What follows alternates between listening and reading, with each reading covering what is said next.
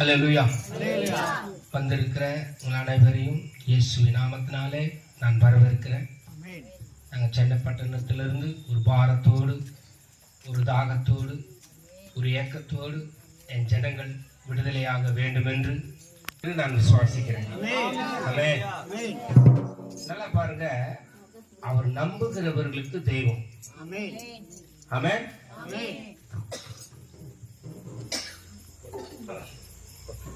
நல்லா கவனிங்க, அவர் நம்புகிறவர்களுக்கு தெய்வம். சொல்லுங்க, நான் நம்புவேன்.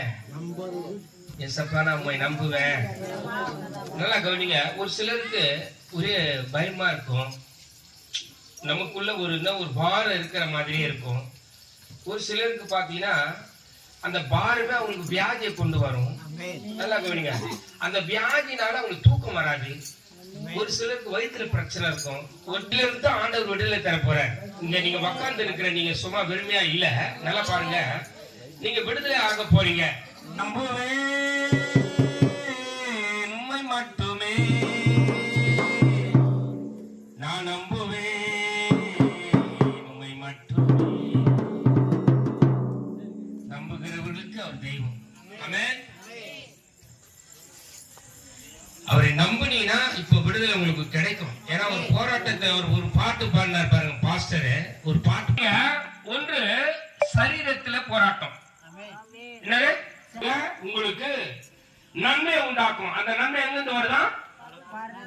அப்ப கேள்வி தானே.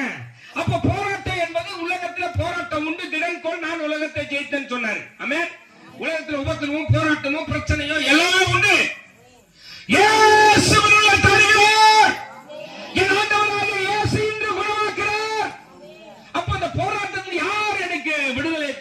கிறிஸ்து ஒருவர் மாத்திரமே. ஒரு போராட்டத்தை நான் சொல்லி முடிக்கிறேன். நல்லா கவனிங்க, வேதம் சொல்லுகிறது, நல்லா கவனிங்க, மனுஷன் சத்தப்பின் படைப்பானோ எனக்கு மாறுதல் எப்பொழுது வரும் என்று எனக்கு குறிக்கப்பட்ட போராட்டத்தின் நாளெல்லாம் நான் காத்திருக்கிறேன். கரங்களை தட்டுவாயா. என்ன, நல்லா கவனிங்க, ஒரு நாள் இருக்குதுங்க. இந்த நாள்ல நீங்க வந்திருக்கிறீங்க. இது என்ன நாளுங்க? இது எத்தனை பேர் விசுவாசிக்கிறீங்க? இந்த நாள்ல நான் விடுதலை பெறுவேன் ஆண்டவரே.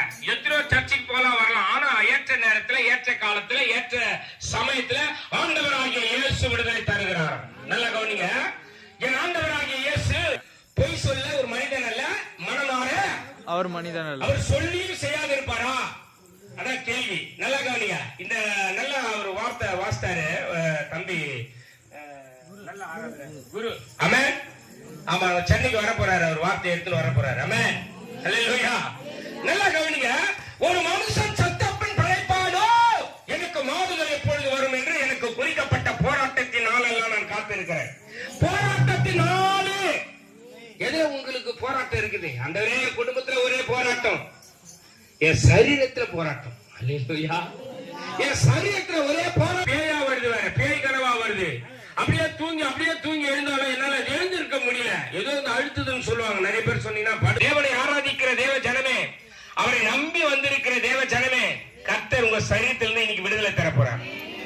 உங்க சரீரம் போராட்டம் மாறும். அவருடைய பிரச்சனை என்ன பிரச்சனை தெரியுமா? ஆண்டவரே, நான் படுத்துக் கொள்ளும் போது நான் எப்பொழுது எழுந்திருப்பேன். அப்போ எப்படியாப்பட்ட சரீரத்துல வியாதியோ பிரச்சனையோ போராட்டமோ அவருக்கு இருந்தது பாருங்க. யோபுக்கு ஆண்டவரே அவர் சொல்றாரு, 7ஆம் அதிகாரம் 3, 4, 5 வாசித்து பார்ப்பாது. 7ஆம் அதிகாரம், மாயையான மாதங்கள் என்னுடைய சுதந்திரமாக்கி சஞ்சலமான ராத்திரி. யாருக்கெல்லாம் இந்த ராத்திரியில சஞ்சலம் வருதோ, தவிப்பு